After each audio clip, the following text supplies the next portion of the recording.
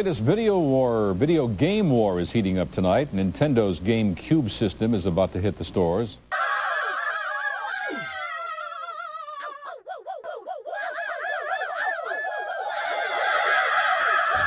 The early 2000s saw the gaming industry at a crossroads, with advancements in graphics and processing power opening up new possibilities for immersive storytelling and gameplay. Nintendo, a venerable player in the business, faced the challenge with a strategy that was both bold and reflective. The company sought to forge a console that would not only embrace the future, but do so while staying true to the core values that had cemented its place in the hearts of gamers: innovation, accessibility, and a commitment to the pure joy of gaming. This endeavor led to the birth of the GameCube, a project that was as much about charting new territories in gaming technology as it was about crafting a love letter to gamers themselves. The console's development was akin to assembling a complex puzzle where each represented an aspect of Nintendo's vision for the future of gaming. The GameCube was designed to be a symbol of gaming excellence, eschewing the burgeoning trend of consoles as multimedia centers to concentrate on delivering a premier video game experience. This singular focus was a declaration of Nintendo's philosophy that in the expanding universe of entertainment, there should remain a sanctum for the dedicated gamer. The design of the GameCube itself was a bold statement in an industry leaning towards more traditional entertainment console aesthetics. Its cube-like shape, small footprint, and the inclusion of a carrying handle were not merely functional decisions, but symbolic ones. They echoed the idea that gaming was a dynamic and shared experience, one that could and should be easily transported from living room to bedroom to friend's house to another. This physical manifestation of Nintendo's gaming philosophy set the GameCube apart, not just as a piece of technology, but as a companion in the shared adventure of gaming. Moreover, the GameCube's launch into the market was not just unveiling a new console, it was the opening of a new chapter in the story of gaming. A chapter where graphics and performance, design and functionality, games and gamers were all part of a larger narrative. A narrative that spoke to the joy of discovery, the thrill of competition, and the warmth of shared experiences. The GameCube, with its distinctive approach and charming design, invited players to come together to explore new worlds and embark on unforgettable adventures. It stood as a testament to the power of gaming to unite, to inspire, and of course, to delight. As we delve deeper into the history and legacy of the GameCube, it becomes clear that this console was much more than just a piece of hardware. It was a portal to uncharted realms, a catalyst for creativity, and a gathering place for a community of gamers who found joy in the simple pleasure of play. In the grand symphony that is the gaming industry, the GameCube's note may have not been the loudest, but it was undeniably one of the most heartfelt, leaving an echo that continues to resonate with those who had the pleasure of experiencing its unique charm. At the heart of the GameCube's design was the conviction that a gaming console should be both a gateway to immersive worlds and a centerpiece for social interaction. This ethos guided Nintendo's engineers and designers as they sculpted a console that defied conventional wisdom. The Cube, an emblem of simplicity and completeness, was chosen not just for its aesthetic appeal, but for the symbolism it carried. It represented a return to the basics, a focus on the core experience of gaming itself. This philosophy extended to the console's size and shape, deliberately compact and equipped with the handle, making it one of the first truly portable home consoles. This design choice was a physical manifestation of Nintendo's belief that games were meant to be shared, that the joy of gaming was amplified when experienced with others. The GameCube's controller further exemplified Nintendo's design philosophy. In an era where controllers were becoming more complex and less intuitive, the GameCube controller was a breath of fresh air. It was designed with a focus on ergonomics and ease of use, ensuring that players of all ages and skill levels could grasp it comfortably and intuitively. The layout of the buttons and sticks were carefully considered to optimize both casual play and competitive gaming, a balance that few consoles have managed to strike. The controller's unique shape, its array of buttons distinctly shaped and spaced, and the pioneering inclusion of features like the analog shoulder buttons and the C-stick were all deliberate choices aimed at enhancing the gaming experience. These features allowed developers to explore new gameplay mechanics and provided gamers with a level of control and immersion that was unparalleled at the time.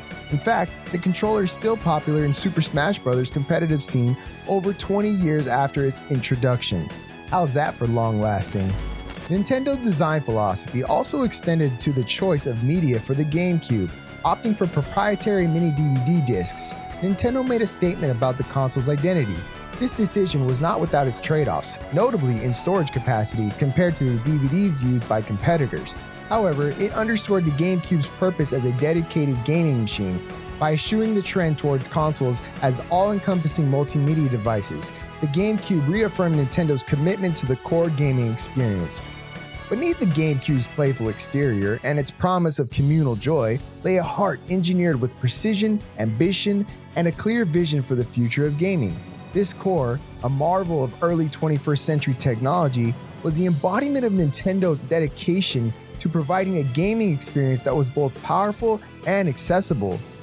Central to the GameCube's technological arsenal was its custom-designed IBM PowerPC processor, dubbed Gecko, and it was the heartbeat of the GameCube, providing the computational power needed to support complex game environments, physics, and AI that were becoming increasingly sophisticated.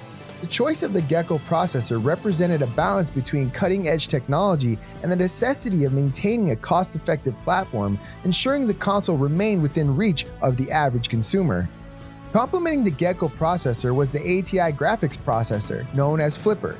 This graphics powerhouse was capable of rendering stunning visuals, from the expansive open worlds of adventure games to the intricate details of character models and environments in action titles.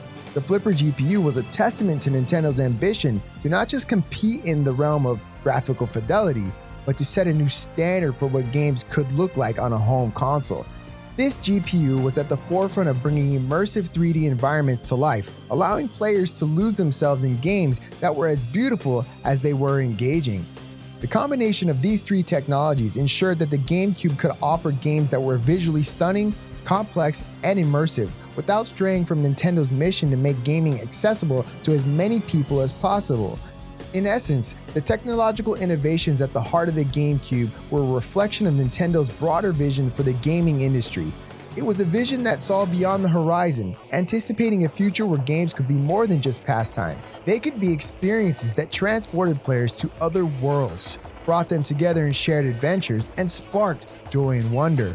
Nintendo, along with a cadre of third-party developers, crafted a repertoire of titles that spanned a multitude of genres, from epic adventures of The Legend of Zelda: Wind Waker, with its cel-shaded art style that made every frame a painting in motion, to the frenetic races of Mario Kart Double Dash, where teamwork and chaos danced hand in hand. The GameCube was a playground of creativity, where innovative gameplay mechanics and storytelling were given free rein. One of the most iconic titles, Super Smash Bros. Melee, became a cornerstone of the GameCube's legacy, offering a fighting game experience that was both accessible to newcomers and deep enough for competitive play. It exemplified the GameCube's ability to bring people together, creating communities and friendships through the shared love of gaming. The GameCube also saw a birth of new franchises and reimagining of classic ones. Pikmin introduced players to a world where strategy and time management were key, all through the lens of caring for and commanding an army of adorable plant-like creatures. Meanwhile, Metroid Prime took the beloved Metroid series into the third dimension, merging exploration, action, and puzzle solving into a seamless whole that was both a technological marvel and a masterpiece of game design. Gaming for Nintendo hit new creative heights during the GameCube era, and there were many franchises that were either born or found new life during this time, including the Mario franchise, with huge hits like Super Mario Sunshine and Paper Mario, The Thousand-Year Door, which has a remake releasing soon. The GameCube library had some of the industry's heaviest hitters. Even Resident Evil 4 debuted on the GameCube before hitting other systems, showing that the third-party support during the GameCube era was some of the strongest that Nintendo has ever had. The legacy of the GameCube is about the sheer joy of gaming. Although it may not have reached the commercial heights of some of its contemporaries, its impact on the gaming community and the industry at large is undisputable. The console's unique approach to hardware design, its emphasis on gaming purity, and its cultivation of a diverse and rich gaming library have left a lasting imprint that transcends mere sales figures. In the broader narrative of video gaming history, the GameCube stands as a testament to Nintendo's willingness to chart its own course, even in the face of industry trends and pressures. This console was more than just a piece of technology. It was a declaration that gaming was about fun, creativity, and bringing people together. The titles that grace the console continue to be celebrated, with many receiving remasters, sequels, or spiritual successors that carry forward the spirit of their GameCube origins. Moreover, the GameCube cultivated a passionate and dedicated fan base that remains active to this day. Communities around the games like Super Smash Bros. Melee thrive, with tournaments and events that showcase the enduring appeal and depth of these experiences. This community aspect underscores one of the GameCube's most significant legacies, its role in fostering social connections through gaming. The console's design and library encourage sharing, competition, and collaboration, illustrating the power of video games to bring people together. The Nintendo GameCube is a wholly unique chapter in the saga of video gaming. Its story is one of daring to be different, of finding the harmony between technology and playfulness, and of crafting experiences that resonate on a deeply personal level. As we look back on the GameCube, it's clear that its legacy is not solely defined by the games it's played host to or the innovations it's introduced, but by the memories it created and the smiles it brought to future faces. In the grand symphony of gaming, the GameCube may have been a quieter note, but it was one that added a rich, unforgettable texture to the melody. As the echoes of influence continue to be felt, the GameCube reminds us that at the heart of every console, every game, and every player is a simple, universal truth: the love of play. Did you own a Nintendo GameCube? I know I didn't. Are you still hoping for one of your favorite games to be remade from that era? Let us know in the comments below. And if you like this video, please feel free to hit that subscribe button and like this video. It really does help us with the YouTube algorithm. We're hoping to hit 2,000 subscribers by the end of the year, and with your support, we'll definitely hit that goal. Thanks so much for watching. Join us again next time for a trip through the tech timeline.